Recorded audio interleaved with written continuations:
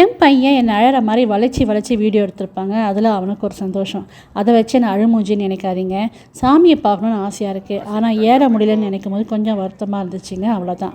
வழக்கமாக என் மனசு கஷ்டமாக இருக்கும்போது அனுமன் சால்சா கேட்பேங்க. மனசுக்கு ஒரு தைரியம் வரும். அதுவும் குறிப்பாக குல்தீப் எம் பாய் அப்படின்ற சேனலில் சூரிய காயத்ரி அப்படின்ற ஒரு சின்ன பொண்ணு பாடியிருப்பாங்கங்க. அவங்க குரலில் அனுமன் சால்சா கேட்கும்போது அப்படியே நம்ம மனசை வருடி கொடுக்குற மாதிரி இருக்கும். கீழே டிஸ்கிரிப்ஷனில் லிங்க் தரேன், நீங்களும் டைம் கிடைக்கும்போது கேட்டு பாருங்களேன், அவ்வளோ சூப்பராக இருக்கும். அந்த பாட்டை செல்ஃபோன் ஆன் பண்ணி விட்டுட்டேங்க. பாட்டை கேட்டுக்கிட்டே நானும் அப்பப்போ கொஞ்சம் பாடிக்கிட்டே ஏறினேங்க. ஈஸியாக மலை ஏறிட்டேன்.